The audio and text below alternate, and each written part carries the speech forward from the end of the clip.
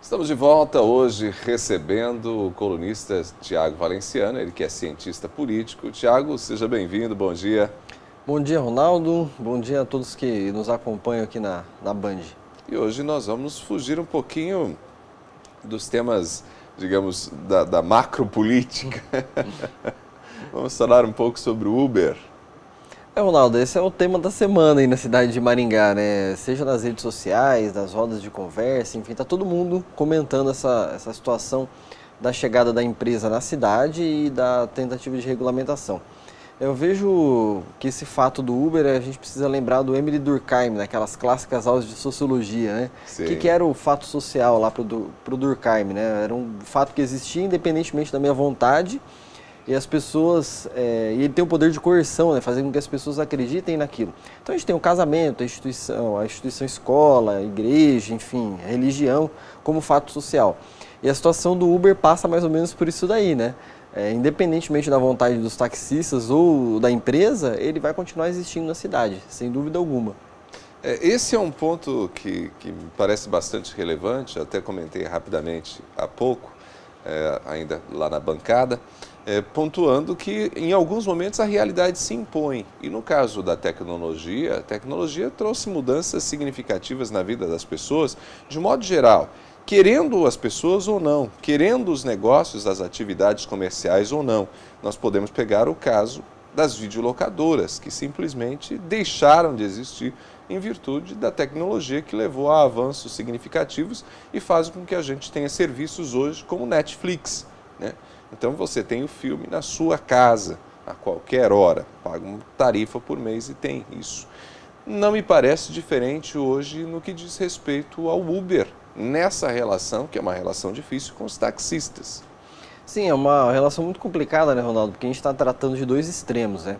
No caso, você tem de um lado os taxistas querendo manter a sua profissão, o seu ganha-pão, que de fato é justo pela quantidade de exigências que a prefeitura faz para que uma pessoa possa trafegar como táxi na cidade, e do outro lado o Uber também querendo acabar com os taxistas. Então a gente precisa tentar encontrar um equilíbrio na cidade em relação a esse tipo de assunto, até porque não basta a empresa chegar e querer começar a operar um serviço de maneira irregular, sem ter nenhum tipo de contribuição para o município. Então, essa mudança tecnológica ela também acaba interferindo nos táxis, porque os táxis também têm aplicativos para poder prestar um serviço semelhante ao do Uber. A questão, na verdade, agora é brigar pela questão da tarifa e ver como que essas duas situações podem caminhar harmoniosamente na cidade. Criar uma espécie de regulamentação e tal, mas é uma situação que não tem como escapar, né? Me parece que os taxistas, por mais que sejam resistentes, eles vão precisar aprender a conviver com esse novo serviço e, quem sabe, adequar as próprias tarifas que eles cobram na cidade. Assim, Ronaldo, como eu acabei de citar o Durkheim, não tem muita saída não, a gente vai ter que acabar aceitando e a população, existe um clamor muito grande da população pela entrada desse tipo de serviço na cidade. Aí alguns podem argumentar, porque o transporte clandestino no Brasil é pirata, que nem comprar um CD, não, são situações diferentes, né?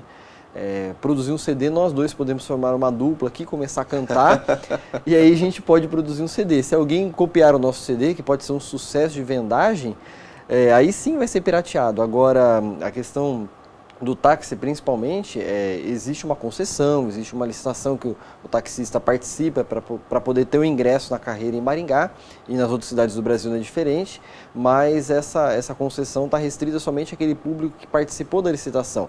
E o Uber vem mais ou menos nesse sentido, de tentar quebrar essa lógica de concessão do serviço público e particularizar aquilo que é público, ou seja, fazer com que a gente possa criar novas tentativas de transporte de passageiros. Me parece que o Uber atinge o taxista como a tecnologia atingiu tantas outras profissões e tem atingido tantas outras profissões, né? Nós temos aí no Brasil e no mundo uma série de exemplos. Eu vejo, por exemplo, aqui, no nosso setor, que é o setor de comunicação, né?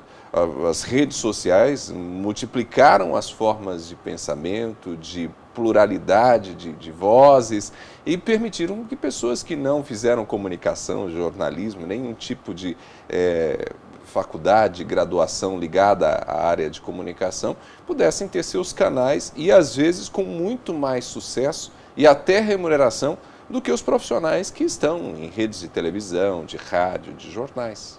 Assim, Ronaldo, quantos jornais fecharam depois das redes sociais da internet? Quantas rádios fecharam? Quantas empresas de telefonia também mudaram seu tipo de serviço? Imagina se a gente continuasse ainda no telefone fixo. Coisa de 20, 30 anos atrás, comprar uma linha de telefone era quase adquirir um carro, né? Tinha gente que até locava a linha de telefone. Eu lembro quando minha mãe conseguiu comprar um primeiro telefone lá depois de muito tempo, ela teve que juntar centavo por centavo para conseguir adquirir um telefone. E essa situação do Uber passa um pouco por isso também, né? A tecnologia fez com que o caixa de banco não fosse tão essencial assim, acabou com o datilógrafo, acabou com várias profissões. Olha quantas escolas de datilografia foram fechadas, né? Acabou com várias situações que a gente imaginava que jamais iriam terminar. Agora, isso é quase que um problema do capitalismo, né? O capitalismo precisa fazer, ele é dinâmico no sentido de que as pessoas precisam se organizar em relação ao tipo de atividade que também vai se alterando conforme o mundo moderno, o mundo globalizado acontece. Agora, se a gente continuar pensando nesse tipo de protecionismo, nesse tipo de situação, nós vamos chegar a um ponto de que o serviço público ele vai tentar regular todos os tipos de profissão e somente as pessoas muito especializadas vão conseguir realizar aquele tipo de atividade. E aí a tecnologia vai praticamente atuar como um mecanismo em vão, né? Bem isso mesmo, né? Se você cria resistências, você também não avança. A tecnologia está aí para criar avanços, possibilidades outras, e o próprio público percebe isso, né? Você nota que as pessoas já, desde sexta-feira, quando começou a operar o Uber na cidade, nas redes sociais as pessoas têm feito depoimentos. Já utilizei o serviço do Uber, está mais barato, está funcionando de maneira bastante ágil. Então as pessoas já têm se manifestado nesse sentido, enquanto os taxistas têm feito suas manifestações na tentativa de proteger o segmento deles, né? Claro, com certeza. E existem alguns argumentos, né, de que a pessoa trabalha no Uber como bico, porque a conta depois não vai fechar, porque a pessoa vai deixar de trabalhar daqui 3, 4 meses. Isso é um problema de quem está... Isso é um problema da concorrência do mercado, não é um problema de que se vai dar certo ou não. Coitadinho daquele que entrou no Uber e caiu nessa fria. Problema de quem entrou.